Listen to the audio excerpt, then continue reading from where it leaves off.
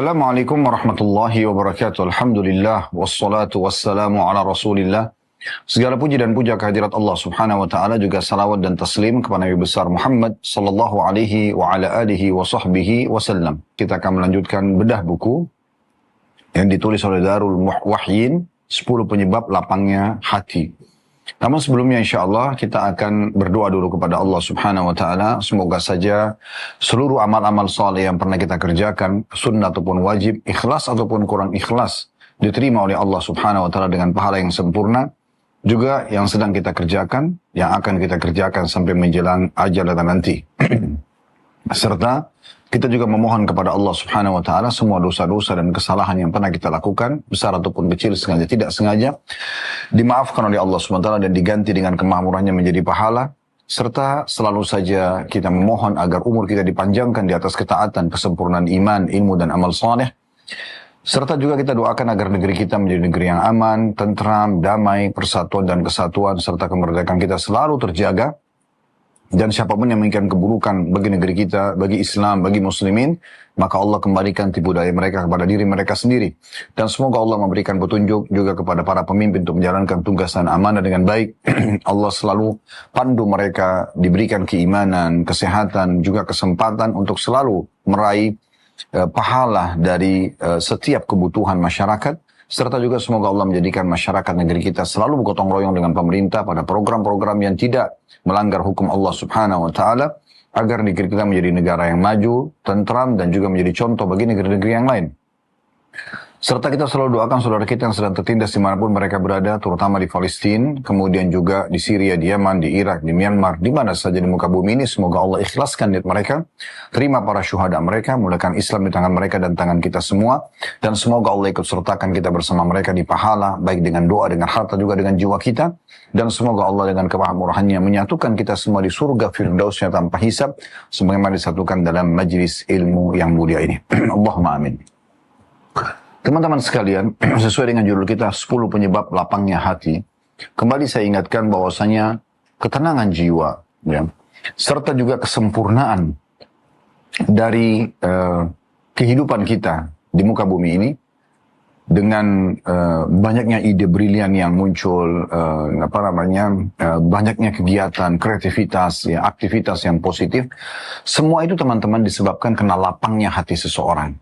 Di saat hati kita lapang, semuanya menjadi luas, semuanya menjadi indah, semuanya menjadi mudah. Tapi di saat hati kita itu sempit, maka secara otomatis, ya, semuanya jadi sempit. Rumah yang luas jadi sempit, bumi ini yang luas jadi sempit, ide juga jadi buyar. Tidak ada yang bisa kita lakukan dari kreativitas dan aktivitas yang positif, ya, kecuali sangat sedikit sekali. Itu pun kadang-kadang hanya karena terpaksa. Karena sumpeknya, karena suntuknya. Itu semua karena keadaan hati yang tidak tenang. Jadi teman-teman, benar sekali yang Nabi SAW sampaikan dalam sebuah hadis, dalam diri manusia itu ada segumpal darah, yang kalau dia baik, maka baik semuanya. Semuanya jadi oke, semuanya jadi semangat, ya, semuanya jadi kesenangan. Ya. Dan kalau dia buruk, maka akan buruk semuanya. Itu adalah hati manusia. Oleh karena itu teman-teman, kita harus betul-betul menjaga. Nah, untuk menjaga hati kita untuk bersih, untuk lapang, kita butuh kiat-kiat. Sekaligus tentunya menyelamatkan diri kita dari hal-hal yang menyempitkannya. Dan sudah kita jelaskan, ada 7 poin yang sudah berlalu, ya, yang lalu. Dan kita akan masuk ke 8 tentunya. Saya kembali mengingatkan, kita sudah membahas tentang masalah bagaimana mentauhidkan Allah Subhanahu wa ta'ala, bagian pertama yang paling utama, ya, dalam melapangkan dada seseorang. Dia tahu ada Tuhannya Allah Subhanahu wa ta'ala, Allah lah yang menciptakan dia, yang menciptakan kesenangan dan nikmat yang sedang ada, sehingga juga Allah yang bisa mempertahankan, berarti dia hanya menikmati dan bersyukur kepada Allah. Kemudian kalau dia sedang ada ujian, maka yang ciptakan dia Allah, yang ciptakan ujian itu Allah, dan yang hanya bisa memberikan solusi Allah Subhanahu wa ta'ala. Maka ini kekuatan tauhidnya luar biasa. Kita tidak perlu takut kepada makhluk, karena itu ciptaan Allah Subhanahu wa ta'ala, seganas dan sejahat apapun makhluk itu. Karena Allah mampu menundukkannya. Tinggal mohon kepada Allah Subhanahu wa ta'ala. Begitu juga pada saat kita berharap sesuatu dari nikmat-nikmat, kita tinggal minta kepada Allah Subhanahu wa ta'ala. Dari pasangan hidup yang baik, dari keturunan yang saleh, dari harta yang melimpah misalnya. Dari kegiatan-kegiatan ibadah yang maksimal misalnya. Ya, ini semua kita tinggal mohon kepada Allah Subhanahu wa ta'ala. Kemudian yang kedua kita sudah bahas juga tentang masalah prasangka baik kepada Allah. Apapun keputusan Allah kita selalu sangka baik kepada Allah kalau itu yang terbaik yang sudah Allah berikan kepada kita. Karena Allah lebih sayang kepada kita daripada ya ibu kepada anaknya. Sebagaimana dijelaskan dalam hadis Bukhari. Yang ketiga pentingnya memiliki dan mendalami ilmu syar'i. Karena dengan adanya ilmu agama maka dia akan menjadi pondasi dasar keimanan. Dan kalau iman ada maka segala sesuatunya bisa berubah. Ya, menjadi lebih baik. Orang buruk jadi baik, orang jahat jadi taubat, ya pelit jadi dermawan, ya penakut jadi pemberani. Semua itu karena keimanan dan keimanan tidak mungkin muncul kecuali dengan ilmu syar'i. Sudah kita jelaskan panjang lebar itu. Yang keempat berzikir dan banyak berdoa kepada Allah Subhanahu wa taala yang akan melapangkan dada. Selalu berdoa, selalu memohon, selalu mengingat Allah. Nah, ini poin penting yang juga sudah kita jelaskan. Yang kelima, segera meninggalkan maksiat ataupun ada pelanggaran-pelanggaran, dan kita introspeksi diri. Yang keenam, senantiasa melaksanakan kewajiban, mendahulukan yang wajib daripada yang sunnah, dan fokus memperbaikinya, maka secara otomatis yang sunnah-sunnah juga akan ikut. Yang ketujuh, bergaul dengan orang-orang soleh. Ini yang terakhir kita bahas pada pertemuan yang lalu, bagaimana komunitas itu sangat berpengaruh sekali pada pribadi-pribadi kita, aktivitas kita, dan seterusnya. Dan kita akan masuk insya Allah poin ke-8 pada kesempatan ini. Salah satu poin yang tidak kalah penting melapangkan dada seseorang yaitu rutin membaca Al-Quran. Baik, ini insya Allah akan kita bahas. Dan kedepannya kita akan lanjutkan 2 poin tersisa tentunya, masing-masing satu pertemuan. Yaitu yang ke-9 berbuat baik kepada sesama. Dan yang ke-10 membuang kedengkian hati dan berkeinginan keras untuk membersihkan hati tersebut. Baik, kita masuk ke-8 teman-teman sekalian. Masalah rutin membaca Al-Quran. Kita perlu garis bawah itu dan kita sepakati. Al-Quran ini adalah kitabullah, kitabnya Allah. Ini bukan tulisan seorang profesor misalnya yang profesor ini mungkin orangnya sangat cerdas, terkenal, dan bukunya bestseller. Bukan. Ya. Isinya bukan perkataan manusia yang bisa saja salah. Ya.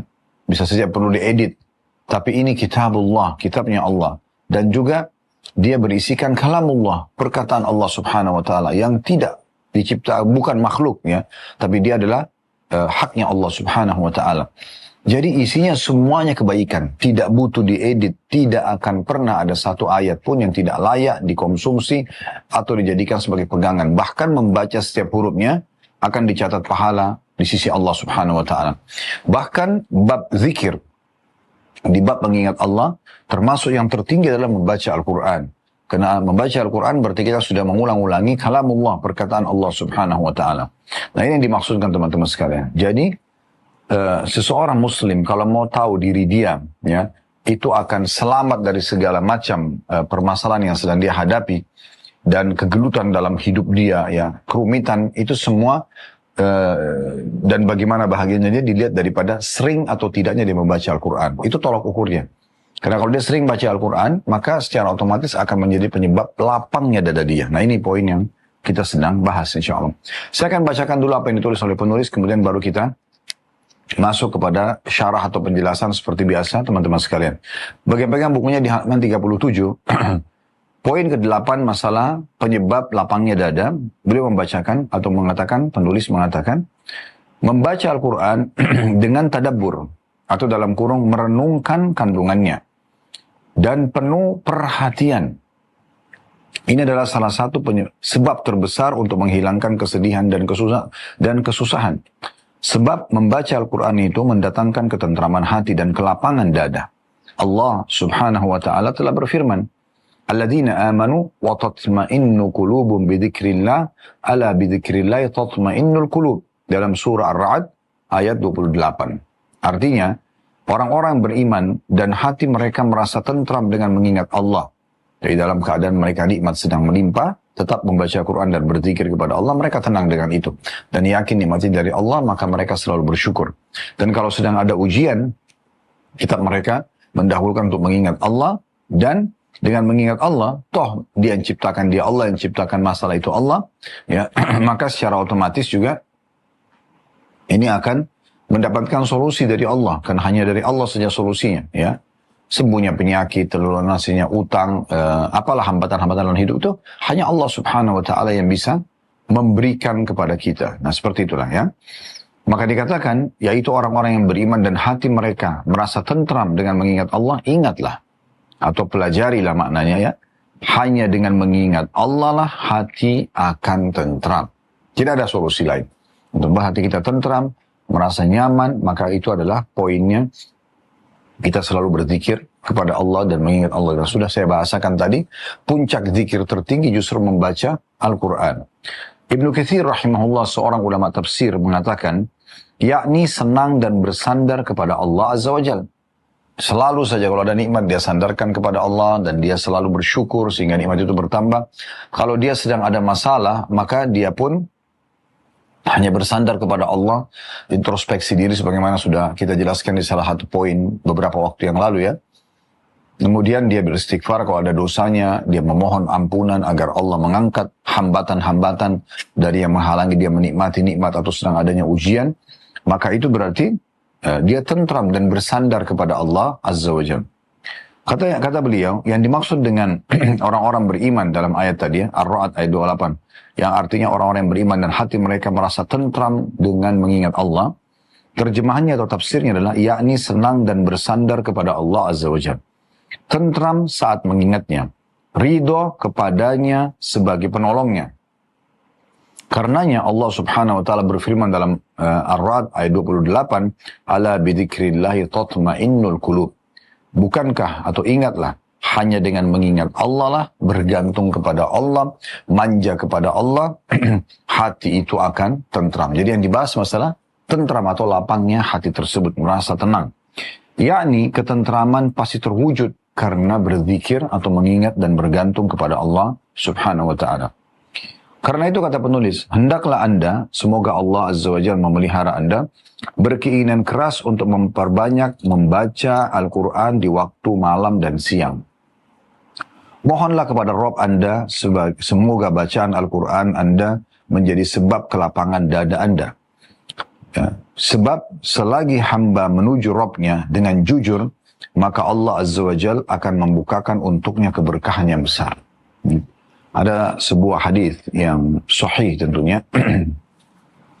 di mana Nabi SAW mengatakan tidak ada seorang hamba yang membaca Allahumma inni abduka, ya Allah sungguhnya aku adalah hambamu, wabnu abdika, dan anak dari hamba laki-laki, maksudnya ayah ya, itu ayah kita juga hambanya Allah, wabnu abdika, anak daripada hamba laki-lakimu, wabnu amatik, dan anak dari hamba perempuanmu, maksudnya ibu kita, nasiyati biyadik, ubun-ubunku di tanganmu, madin fiya hukmuk, berlaku hukummu padaku, adlun fiya qadha'uk, sangat adil keputusanmu padaku. As'aluka ya Allah, aku mohon kepadamu ya Allah, bikulli ismin hu'alak, dengan nama semua yang kau miliki, sammaita bihi nafsak, engkau menamakan dirimu dengannya, au 'allamtahu ahada min khalqik, atau engkau mengajarkan kepada salah dari hambamu, au anzaltahu fi kitabik, atau engkau turunkan dalam kitabmu. Antaj'al Qur'ana karima rabi'a qalbi, agar engkau menjadikan Al-Quran sebagai ya penghibur hatiku, wa nura sadri, dan cahaya dadaku, wa dhihaba hammi wa hazni, dan juga penghilang daripada sedih dan sumpahku. Apa kata Nabi SAW? Kalau dia baca ini, maka Allah akan ganti kesusahannya, kesulitannya, kesumpakannya, kesedihannya kepada kebahagiaan. Jadi Al-Quran yang diminta untuk menjadi cahaya hati, penghilang sumpah. Ini resepnya teman-teman sekalian. Resep terbaik dari segala macam permasalahan, baca Al-Quran. Wudu, ambil Al-Quran, baca. Beberapa ayat, niat agar itu menjadi penyebab hilangnya permasalahan kita. Akan diberikan solusi oleh Allah Subhanahu wa Ta'ala dengan membaca Kitabullah. Allah Azza wa Jal, saya lanjutkan apa yang dikatakan oleh penulis di sini, di halaman 40-nya. Beliau mengangkat surah Yunus ayat 57. Allah Azza wa Jalla telah berfirman tentang Al-Quran, ya ayyuhan nasu qad ja'atkum mau'idatun min rabbikum wa shifaa'un lima fis suduri wa hudan wa rahmatun lil mu'minin. Hai sekalian manusia, bukan cuma orang beriman dipanggil, semua manusia. Sesungguhnya telah datang kepada kalian semuanya pelajaran dari Rabb kalian, ya, dan penyembuh bagi penyakit-penyakit yang berada dalam dada, serta petunjuk serta rahmat bagi orang-orang yang beriman. Maksudnya Al-Quran. Saya ulangi terjemahnya luar biasa. Ya, ulangi lagi supaya bisa kita tadabburi, renungi. Hai manusia, sesungguhnya telah datang kepadamu atau kepada kalian pelajaran dari Rabb kalian atau Rabbmu. Apa yang kamu butuhkan, ya, ini adalah ilmu pengetahuan, ini edukasi yang paling level tertingginya, ya, yang paling tinggi. Dan sekaligus penyembuh bagi penyakit yang berada dalam dada. Ya. Iri, dengki, semua yang bisa menjadi penyebab penyakit-penyakit fisik muncul karena hatinya kotor, ya. Dan juga petunjuk serta rahmat. Petunjuk kalau ingin butuh petunjuk, dan rahmat kasih sayang bagi orang-orang yang beriman. Dikuatkan juga dengan firman Allah Subhanahu wa taala, ini beliau angkat dalil terakhir surah Al-Isra ayat 82 yang berbunyi Allah Azza wa Jalla berfirman, "Wa nunazzilu minal Qur'ani ma huwa syifaa'un wa rahmatun lil mu'minina wa la yazidu adh-dhalimina illa khasara." Dan kami turunkan benar-benar dari Al-Quran suatu yang menjadi penawar, obat, syifa. Penawar di sini untuk penyakit, untuk kesedihan, kegundahan, ya, apa saja permasalahan, maka Al-Quran menjadi penawarnya. Dan rahmat kasih sayang, karunia, rezeki, ya, bagi orang-orang yang beriman. Dan Al-Quran tidak akan menambah kepada orang-orang zalim selain kerugian. Karena mereka kan tidak berpegang pada Al-Quran, ya. Maka dianggap mereka zalim yang kufur kepada Al-Quran, tidak mau baca Al-Quran, tidak mau tadabbur, tidak mau beriman padanya misalnya. Semua itu berarti akan menjadi kerugian bagi mereka dan penyesalan. Baik di dunia maupun di akhirat tentunya. Baik di dunia maupun di akhirat. Nah ini yang ditulis oleh penulis teman-teman sekalian. Sekarang kita akan lebih dalam membahas tentang Al-Quran Al-Karim. Al-Quran teman-teman sekalian. Sebagaimana saya katakan tadi kitabullah. Ya, dan dia adalah isinya kalamullah. Sudah kita dengarkan tadi beberapa dalil berhubungan dengan masalah dari Al-Quran, keutamaan Al-Quran itu sendiri. Memang dia jadi penawar, jadi petunjuk, jadi penenteram hati. Ya. Sekarang teman-teman sekalian, kita akan coba bacakan hadis-hadis Nabi SAW yang menyebutkan tentang kedudukan Al-Quran. Supaya kita lebih termotivasi, tidak melewatkan satu hari pun kecuali kita baca, walaupun cuma beberapa ayat Al-Quran. Ya, dan Al-Quran memiliki 4 hak dari kita. Yang pertama, membacanya. Ngerti nggak ngerti artinya tetap kita baca. Dari surah Al-Fatihah, Al-Baqarah, Al-Imran, An-Nisa, Al-Ma'idah, Al-An'am, gitu terusnya. Al-Anfal, At-Taubah, dan seterusnya, ya. Sampai surah 114 An-Nas, Anda baca. Ulangilah, khatam, ulangi lagi. Khatam, ulangi lagi. Yang kedua, Anda mentadabburinya, ya. Artinya merenungi makna-maknanya, membaca terjemahannya, membaca tafsirnya, ini namanya tadabbur. Dan ini tidak harus berurut, tidak harus dari Al-Fatihah, Al-Baqarah, Al-Imran, sampai An-Nas, tidak. Tapi boleh Anda pilih surah-surah mana yang paling Anda suka, Anda usahakan dalam satu hari 10 ayat. Minimal 10 ayat. Baca aja, baca terjemahannya. Kalau bisa dibaca tafsirnya bagus, sebab turunnya ayat kalaupun Anda dibaca, itu penting. Yang ketiga, jadi Anda boleh mulai dengan misalnya juz 30, surah-surah pendek, tidak apa-apa. Yang penting Anda mulai tadabbur. Yang ketiga adalah menghafalnya. Bagaimana kita menghafal ayat-ayat Al-Quran. Berapapun Anda mampu untuk menghafalnya. Kalau bisa semua, Alhamdulillah. Dan semoga Allah jadikan kita para hufad, para hafid Al-Quran yang ikhlas, yang tulus, dan mendapatkan keutamaan dunia dan akhirat tentunya. Dan semoga semua pasangan kita, anak-anak kita, semua pun demikian adanya. Allahumma amin. Yang keempat, praktek. Isinya, diamalkan isinya. Nah, ini hak Al-Quran. Baik, sekarang supaya kita termotivasi untuk memberikan hak-hak tersebut, kita coba bacakan hadis Nabi atau hadis-hadis Nabi SAW yang cukup banyak tentang motivasi untuk menjaga Al-Quran dan membacanya. Yang pertama adalah hadis yang diriwayatkan oleh Utsman bin Affan, dari Utsman bin Affan radhiyallahu anhu, dari Nabi SAW beliau bersabda, "Khairukum man ta'allama Al-Qur'ana wa 'allamah." Hadis ini riwayat Bukhari, Muslim, Abu Dawud, Tirmidzi, An-Nasai, dan Ibnu Majah. Artinya hadis sahih.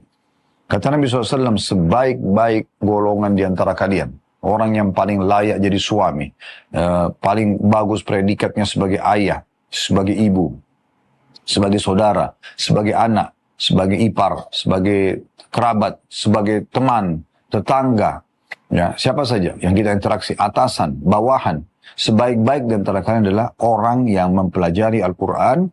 Dia kuasai cara bacanya, dia juga mentadabburi isinya, dia menghafal sebagian atau semuanya, dan dia praktekkan, wa'allamahu, lalu dia mengajarkan kepada orang lain. Ini manusia yang paling baik.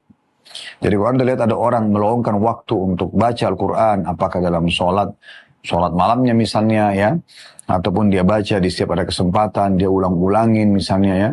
Maka orang-orang ini adalah orang yang paling baik dan paling sempurna. Nah, itu yang dimaksud dengan hadis ini. Ini sudah cukup teman-teman. Kalau sebuah hadis ini saja merupakan keutamaan ahli Al-Quran, maka sudah cukup. Mereka adalah orang yang terbaik, yang paling pantas untuk kita ya, mendekat dan memiliki hubungan yang baik dengan orang-orang yang seperti ini. Belum lagi hadis yang lain, hadis sahih. Dan hadis ini dari sahabat Abdullah bin Mas'ud radhiyallahu anhu, beliau menuturkan bahwasanya Rasulullah sallallahu alaihi wasallam bersabda, "Man qara'a harfan min kitabillah falahu bihi hasanah." Siapa yang membaca satu huruf ayat Al-Quran, maka baginya satu pahala. Wal hasanatu bi asyri amsalihha, dan satu pahala akan dilipat gandakan sampai 10 kali lipat. Wa la aqulu alif lam mim harf, saya tidak katakan, kata Nabi SAW, alif lam mim, potongan misalnya ayat pertama dalam surah Al-Baqarah, surah nomor 2 dalam Al-Quran. Alif lam mim bukan satu huruf. Walakin alifun harfun, wa lamun harf, wa mimun harf. Tapi alif dihitung satu huruf berarti 10 pahala, lam dihitung satu huruf berarti 10 pahala, dan mim 10 huruf, satu huruf dihitung 10 pahala. Berarti alif lam mim ini pahalanya 30 pahala. Ini bukan main-main teman-teman. Hadis ini diriwayatkan oleh Tirmidzi dan dikatakan hasan sahih. Kemudian hadis selanjutnya adalah hadis yang sahih juga diriwayatkan oleh Imam Muslim dan Abu Daud. Dari hadis sahabat Abu Hurairah radhiyallahu anhu, beliau mengatakan bahwa Rasulullah sallallahu alaihi wasallam bersabda, "Majtama'a qaum fi baitin min buyutillahi yatluna kitaballahi wa yatadarasunahu bainahum illa nazalat 'alaihimus sakinah wa ghashiyatuhumur rahmah wa haffathumul malaikah wa dzakarahumullahu fi man 'indah." Yang artinya, tidaklah satu kaum berkumpul di salah satu rumah dan rumah-rumah Allah, ya, di masjid sambil membaca kitabullah dan saling ajar mengajar di antara sesama mereka, melainkan ketentraman turun pada mereka, rahmat meliputi mereka, dan para malaikat mengitari mereka, dan Allah menyebut mereka di hadapan para malaikat yang ada di sisinya. Nah, keutamanya mereka akan mendapatkan ketenangan atau as-sakinah. Allah jamin mereka punya ketenangan jiwa, ya. Ketentraman, ini kan tadi dikatakan ya, ketentraman, sakinah. Orang tenang, orang baca Quran itu merasa tenang, hatinya lapang, hidupnya terasa nyaman. Itu namanya sakinah di dalam bahasa Arab ya. Kemudian yang kedua, wa ghashiyatuhumur rahmah. Mereka akan ya, mendapatkan rahmat atau rahmat meliputi mereka. Rahmat karunia, rezeki dari Allah SWT. Allah berikan kepada mereka rezeki ya. Kemudian yang ketiga, wa haffathumul malaikah. Malaikat mengitari mereka, ada di sekitar mereka, ya, hadir juga bersama mereka di dalam majelis Al-Quran itu. Ya. Kemudian yang keempat, wa dzakarahumullahu fi man 'indah, dan Allah menyebut mereka di hadapan para malaikat. Lihat nih hamba aku si fulan, mereka lagi sibuk membaca Al-Quran, nah gitu. Allah membanggakan di depan para malaikat-malaikatnya. Di dalam hadis selanjutnya, hadis yang sahih juga, di hadis ini diriwayatkan oleh Imam Muslim, Abu Daud, ya, yang diriwayatkan dari sahabat Uqbah bin Amir radhiyallahu anhu, bahwa Rasulullah SAW pernah keluar, kata Uqbah, menemui kami di Suffah. Suffah ini sebuah tempat di belakang rumah Nabi yang Nabi khususkan untuk menampung orang-orang miskin dari kalangan sahabat yang mau belajar, ya. Mereka tempat itu kurang lebih bisa menampung sekitar 300 orang. Maka Nabi SAW kadang-kadang kalau lagi keluar dari rumah, maka yang pertama beliau temui adalah orang-orang yang ada di Sufa itu ya. Nabi SAW siapkan makanan buat mereka ya. Nabi SAW juga kalau ada wahyu turun menemui mereka dan menyampaikan. Dan mereka ini termasuk orang yang banyak sekali meriwayatkan hadis dari Nabi SAW, karena mereka keseharian hanya untuk menunggu dan belajar dari Nabi SAW, menunggu apa yang Nabi sampaikan SAW.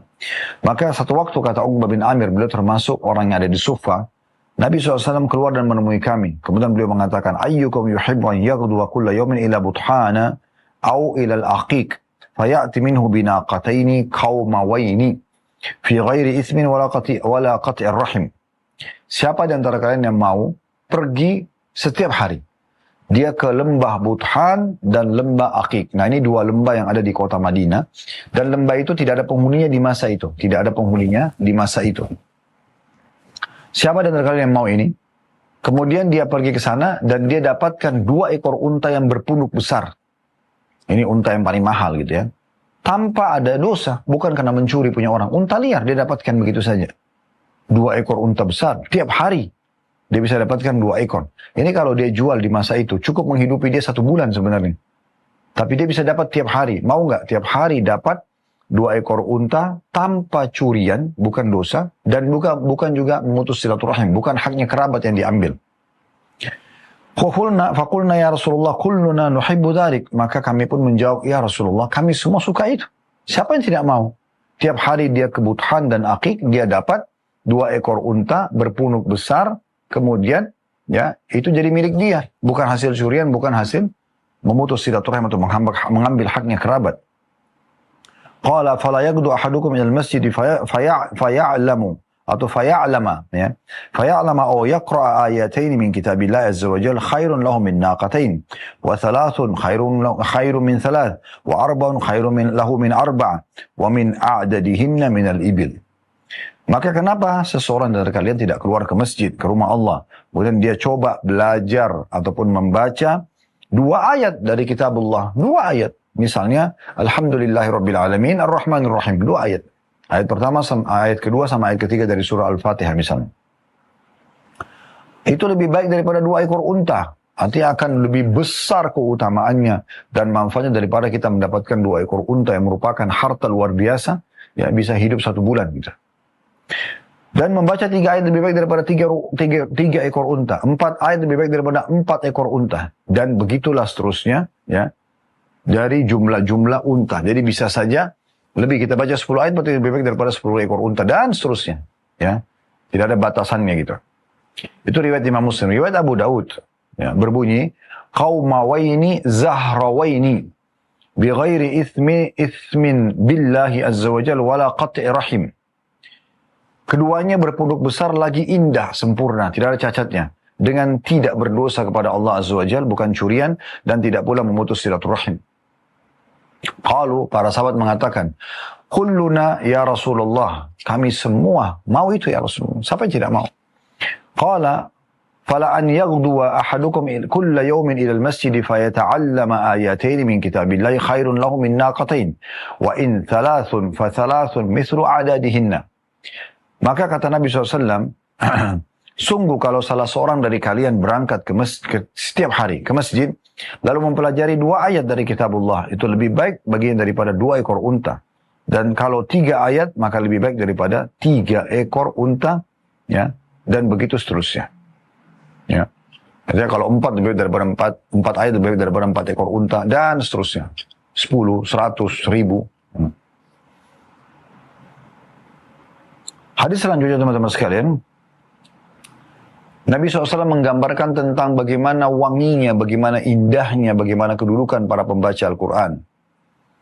Dari hadis yang diriwayatkan oleh Bukhari, Muslim, An-Nasai dan Ibnu Majah, hadis Abu Musa al-Ash'ari radhiyallahu anhu, beliau mengatakan, Rasulullah SAW bersabda, "Mathalul mu'min ladzi yaqra'ul Qur'ana kamathalil utrujja, rihuha tayyibun wa ta'muha tayyib." Perumpamaan orang mukmin yang membaca Al-Quran adalah seperti buah utrujah. Ya, di sini disebutkan dalam terjemahannya sejenis seperti jeruk. Ya, kalau saya juga pernah mengecek, kalau Anda ketik di Google sekarang, Anda bisa buka lagi, Anda ikuti live ini misalnya, Anda ketik di Google buah utrujah. Biasanya, kalau yang saya pernah temukan itu seperti buah pir, aromanya harum dan rasanya lezat. Ini perumpamaan orang mukmin yang baca Quran. Baunya wangi karena keimanannya dan juga rasanya manis karena baca Al-Quran. Wa mathalul mu'min alladhi la yaqra'ul Qur'ana kamathalit tamrah. Dan perumpamaan orang mukmin yang tidak membaca Quran, maka seperti buah kurma, la rihalaha, tidak ada baunya. Ya. Wa ta'muha hulu, tetapi rasanya manis. Dengan keimanan dia manis, tapi karena tidak baca Quran tidak ada bau wanginya. وَمَثَلُ الْمُنَافِقِ الَّذِي يَقْرَأُ الْقُرْآنَ مَثَلُ الرَّيْحَانَ رِيحُهَا طَيِّبٌ وَطَعْمُهَا مُرٌّ. Perumpamaan orang munafik yang baca Quran seperti buah raihana. Raihana ini cirinya adalah baunya wangi tapi rasanya pahit. Dia wangi karena baca Qurannya, tapi dia pahit karena kemunafikannya. وَمَثَلُ الْمُنَافِقِ الَّذِي لَا يَقْرَأُ الْقُرْآنَ كَمَثَلِ الْحَنْظَلَةِ dan perumpamaan orang munafik yang tidak baca Quran. Sudah munafik, tidak beriman, tidak baca Quran juga, ya, seperti buah handhalah. Cirinya laisa laha rihun wa ta'muha mur. Tidak ada baunya dan kalau dimakan juga pahit sekali. Ini perumpamaan yang luar biasa yang diberikan oleh Nabi sallallahu alaihi wasallam, ya. Dalam riwayat yang lain ada tambahannya setelah menyebutkan 4 jenis tadi. Lalu kata Nabi SAW dalam hadis yang sahih diriwayatkan oleh Abu Daud, wa mathalul jalisi salih kamathali sahibul misk.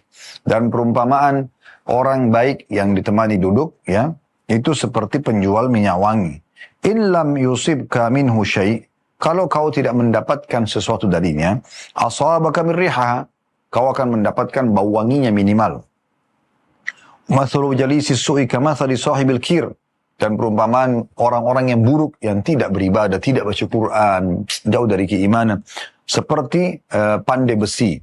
In lam yusibka min sawadih, kalau kau tidak kena warna hitamnya, biasanya kalau orang pandai besi kan itu ada asap hitam, ya.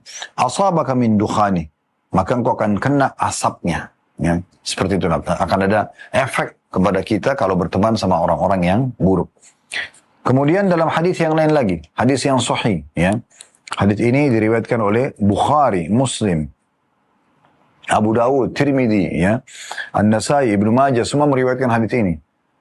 Dari Aisyah radhiyallahu anha, beliau mengatakan atau menuturkan Rasulullah sallallahu alaihi wasallam bersabda, "Al-mahiru bil Qur'ani ma'as safaratil kiramil barara." Orang-orang yang mahir membaca Al-Qur'an akan bersama dengan para malaikat yang mulia lagi berbakti. Kedudukannya sama dengan malaikat yang mulia. Walladhi yaqra'u Qur'ana wa yatata'ta'u fihi wa huwa 'alaihi syaqqun lahu ajran. Dan orang yang membaca Al-Qur'an namun dia kesulitan membacanya tapi tetap dia belajar, terus berusaha, maka akan mendapatkan 2 pahala.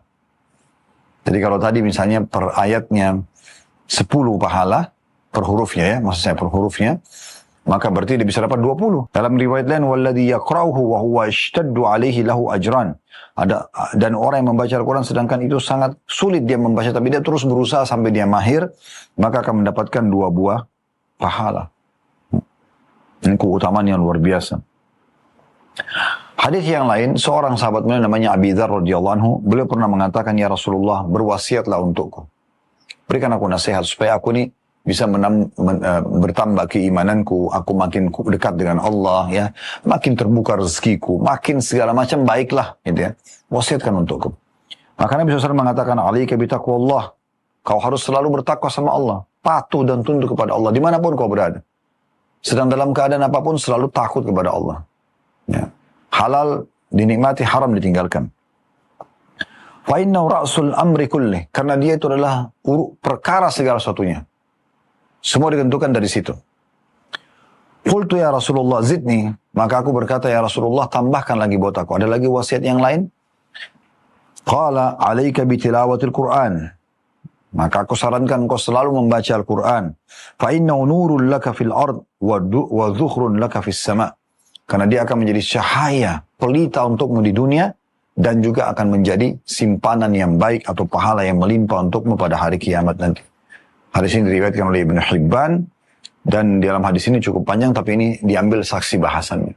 Coba bayangkan teman-teman, hadis demi hadis, keutamaan luar biasa. Ini ada ratusan hadis ini, banyak sekali. Kita baru baca sekitar mungkin 8 hadis.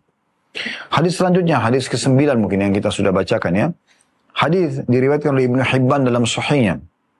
Dari Jabir radhiyallahu anhu, beliau mengatakan bahwasanya Nabi SAW bersabda, Al-Qur'anu syafi'un musyaffa'.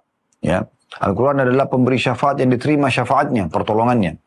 Wa mahilun musaddaq, dan dia berupa juga pembela yang akan dibenarkan. Man ja'alahu amamahu qadahu ilal jannah. Siapa yang menjadikannya, ya, di hadapannya atau menjadi pemimpinnya, dijadikan sebagai pedoman hidupnya, maka akan membawanya ke surga. Wa man ja'alahu khalfahu saqahu ilan nar. Dan barang siapa yang membengkalikan, tidak peduli dengannya, tidak mau berhukum dengannya, maka akan terbawa ke api neraka. Hadis ini disebutkan oleh Ibnu Hibban. Jadi dari hadis ini kita bisa lihat Quran membawa ke surga bagi orang yang mengamalkan isinya, mempelajarinya, dan orang yang mencuekinya, ya, tidak mempelajari itu akan masuk ke dalam api neraka. Itu pilihannya tidak ada. Beramal dengan Quran maka masuk surga, atau membelakanginya maka masuk neraka. bagaimana Al-Quran disebutkan dalam hadis sahih, ini mungkin hadis yang ke-10 yang kita bacakan ya, di mana Nabi SAW dalam hadis riwayat Muslim ya, dari hadis Abu Umamah Al-Bahili radhiyallahu anhu bahwasanya Rasulullah SAW bersabda, "Iqra'ul Quran fa innahu ya'ti yaumil qiyamati syafi'an li ashabi." Baca Al-Quran, rutinkan setiap hari, setiap saat ada kesempatan, karena dia akan menjadi penolong, penyelamat ya bagi pembacanya pada hari kiamat. Ini ada hubungannya, korelasinya dengan hadis tadi yang sebelumnya ya. Bagaimana Al-Quran adalah pemberi syafaat yang pasti akan diterima syafaatnya oleh Allah SWT. Allah akan menerima permohonan syafaat dari Al-Quran itu sendiri. Kemudian hadis selanjutnya, hadis yang ke-11 ya. Hadis yang diriwayatkan oleh Tirmidzi dengan sanad hasan. Juga Ibnu Khuzaimah menyebutkan dan Al-Hakim juga menyebutkan, serta Al-Hakim mengatakan sahih ya. Bahwasanya Abu Hurairah mengatakan Rasulullah SAW bersabda, "Yaji'u sahibul Qur'ani yawmal qiyamah fayaqulu Qur'an ya Rabbi hallihi fayulbasu tajal karamati thumma yaqulu ya Rabbi zidhu fayulbasu hullatal karama thumma yaqulu ya Rabbi irda anhum fayarda anhu fayuqalu lahu ikra warqa wa yuzadu bi kulli ayatin hasana."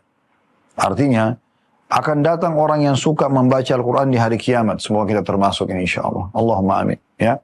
Akan datang pada hari kiamat. Kemudian Al-Quran akan berkata kepada Allah subhanahu wa ta'ala. Ya, yang bunyinya. Ya Rabbi, wahai Tuhanku, hiasilah dia. Maksudnya, buat orang ini indah terlihat gitu. Ya. Maka dikatakan, Allah pun menghiasinya dengan mahkota kemuliaan. Kemudian, Al-Quran masih mengatakan, tambahkan untuknya ya Allah. Maka Allah menambahkan baginya pakaian kehias dari mahkota. Sekarang yang kedua Allah datangkan untuknya pakaian ya kemuliaan. Kemudian Al-Quran juga masih mengatakan lagi, ya Rabbi, ridholah padanya. Jangan engkau murka padanya Allah. Kalau Allah ridho maka selesai. Semuanya akan baik. Amalnya diterima, dosanya dimaafkan, akan masuk ke surga, derajat yang paling tinggi. Maka Allah pun ridho kepadanya. Ya, ini luar biasa. Berarti Al-Quran akan berbicara hari kiamat untuk mendapatkan, untuk semua orang yang membacanya mendapatkan kemuliaan ini. Coba, bagaimana kita tidak termotivasi untuk mengejarnya? Kemudian dikatakan kepadanya, bacalah dan naiklah derajat-derajat surga. Di setiap satu ayat akan ditambah satu balasan pahala. Jadi selain yang sudah dicatatkan selama di dunia, akan diberikan juga tambahannya. Kemudian dalam riwayat yang lain mirip dengan ini, cuma hadits ini diriwayatkan Tirmidzi dan Abu Daud dari sahabat Abdullah bin Amr bin As radhiyallahu anhu. Ini hadis yang ke-12 ya. Yuqalu li sahibil Quran ikra warqa warattil kama kunta turattil fid dunya fa inna manzilataka 'inda akhir ayatin taqra'uha. Akan dikatakan kepada orang yang suka baca Quran, bacalah. Ya, nanti pada saat mau masuk surga, bacalah ya. Dan dikatakan naiklah, menaik di atas derajat-derajat surga, bacalah secara tartil, pelan-pelan, sebagaimana kamu dahulu di dunia membacanya dengan tartil, karena sesungguhnya kedudukanmu terletak pada akhir ayat yang kamu baca. Ya, Al-Khattabi, seorang ulama menanggapi hadis ini mengatakan, disebutkan dalam sebuah athar, bahwa jumlah ayat Al-Quran itu sejumlah tangga surga. Lalu dikatakan kepada qari pembaca, naiklah ke tangga tertinggi ayat-ayat Al-Quran, setinggi ayat-ayat yang engkau baca dari Al-Quran. Maka siapa saja memenuhi, melengkapi bacaan Qurannya, maka ia akan naik hingga puncak tertinggi surga di akhirat nanti. Dan siapa saja membaca sebagian darinya, maka ketinggiannya di tangga yang sama dengan jumlah bacaannya saja. Sehingga batas pahala adalah sebatas banyaknya bacaan Al-Quran. Ya, Al-Quran ada 6.000 ayat lebih, ya. Maka itu, teman-teman sekalian, ya, akan tangga surga dikatakan oleh Al-Khattabi tadi ada dinukil seperti itu. Maka setiap orang baca Quran maka akan hari akhirat disuruh naik tangga-tangga, makin sering dia baca dan khatamnya makin sampai ke tingkat tertinggi. Ini cara termudah untuk meraih derajat-derajat tinggi di surga dengan banyak membaca Al-Quran. Kemudian teman-teman sekalian, di dalam riwayat yang lain, ini mungkin riwayat yang ke-13 dan ke-14, dua buah riwayat ini diriwayatkan oleh Bukhari Muslim dari hadis Ibnu Umar radhiyallahu anhu, yang satunya Abu Hurairah, ya. Kalau hadis ke-13 hadis Ibnu Umar, beliau berkata bahwasanya Rasulullah SAW bersabda, la hasada illa ala thnataini. Tidak boleh orang iri ya kecuali pada dua golongan saja. Dua golongan ini paling pantas untuk kita cemburu dengan mereka. cemburu dan hasad dengan mereka. Ya, maksudnya apa di sini? Tidak boleh kita merasa iri, merasa juga kenapa saya nggak seperti itu ya. Kecuali pada dua orang ini saja. Yang pertama, rajulun atahu Allahu hadal kitab faqama bihi ana al-laili wa ana an-nahar. Seseorang yang Allah karuniakan kepada dia buku ini, kitab Al-Quran. Dia sibuk mempelajari, sibuk membaca ya, di siang dan di malam hari. Warajul ini pantas kalau Anda selalu lihat orang selalu ulangi Quran, dipakai dalam sholat malamnya, setiap hari ada kesempatan dia ulang-ulangi. Maka ini orang yang pantas kita merasa iri dengan dia, supaya kita terdorong dan termotivasi mau seperti dia.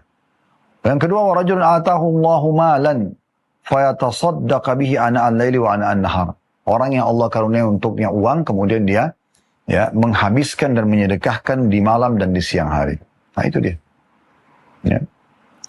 Berarti orang yang sibuk bersedekah, dermawan. Anda juga harus cemburu dengan orang seperti itu. Tapi cemburu ini hukumnya untuk bahasa agama kita yang lain ghibta. Ghibta ini maksudnya kita iri pada kelebihan ada pada diri seseorang, tapi kita berharap kita diberikan yang sama, hanya saja tidak hilang dari dia nikmat tersebut. Kayak dia tadi ya, punya Al-Quran, dia hafal Quran, dia sering baca, orang yang suka sedekah, seorang yang alim, punya ilmu, mengajarkan misalnya. Maka kita berharap Allah berikan yang sama, supaya kita juga dapat derajat yang sama dengan dia. Nah itu boleh, tapi tidak berharap hilang dari dia nikmat itu. Kalau hadis yang kedua tadi, yang ini yang berhubung mirip maknanya, tapi ini hadis yang ke-14 yang kita sebutkan insyaallah dari hadis Abu Hurairah radhiyallahu anhu bahwasanya Rasulullah SAW bersabda. Jadi mirip lafadznya, tapi ada tambahannya. La hasada illa fitnatain, tidak boleh orang iri kecuali pada dua. Rajulun 'allamahu Allahu al-Qur'ana fa huwa yatlu ana al-laili wa ana an-nahar. Seseorang yang Allah karunia untuknya Al-Quran, kemudian dia membacanya di malam dan di siang hari. Ini wajar kita cemburu pada orang seperti ini. Fasami'ahu jarun lahu faqal. Maka seorang tetangga sempat mendengar. Lalu dia berkata, laitani utitu mithla ma utiya fulan. Pada saat orang itu sibuk baca Quran, maka tetangganya dengar. Tetangganya mengatakan, coba saya juga diberikan seperti dia ya. Al-Quran bisa saya hafal, bisa saya baca, suara saya indah, saya ulang-ulangi terus seperti dia gitu ya. Kemudian dikatakan, fa'amiltu mithla ma ya'mal, maka saya akan buat seperti yang dia buat. Warajulun, maka ini sama pahalanya. Tetangganya tadi sama pahalanya. Dia berusaha untuk belajar dan niat kalau dia bisa dikasih seperti tetangganya tadi yang suka baca Quran itu. Yang kedua, warajulun atahu Allah malan, seseorang laki-laki atau seseorang yang diberikan harta melimpah, fahuwa yuhliku fil haqq. Kemudian dia habiskan di jalan kebenaran yang Allah perintahkan, sedekah. Faqala rajulun, maka seorang berkata, laitani utitu mithla ma utiya fulan, fa'amiltu mithla ma ya'mal. Coba kalau seandainya saya diberikan seperti si fulan, saya akan buat juga yang sama. Harta melimpah, saya juga akan bersedekah. Al-Mundhiri rahimahullah berkata, yang dimaksud hasad di sini atau merasa iri adalah ghibta atau iri positif. Keinginan menjadi seperti orang yang lain tetapi tanpa berharap hilang dari orang tersebut apa yang ada padanya. Karena kalau hasad yang larang, iri yang dilarang itu adalah Anda lihat kelebihan seseorang kemudian Anda berharap hilang dari dia. Kelebihan tersebut itu hukumnya haram, itu tidak dibolehkan. Ya. Dan tentu kalau kita ingin baca teman-teman sekalian tentang hadis Al-Quran tadi saya bilang keutamanya banyak sekali. Ya. Dan buku yang saya bacakan, buku Al-Mundhiri rahimahullah, Sahih Targhib Tarhib, ini masih bab pertama dari keutamaan Al-Quran. Dan beliau memiliki banyak sekali. Saya bisa katakan mungkin ratusan ya hadis ya. Seingat saya itu yang memang membahas tentang masalah Al-Quran itu sendiri dengan berbagai macam bab yang ada ya, yang dia sebutkan atau beliau sebutkan. Saya cukup habis ini insyaAllah.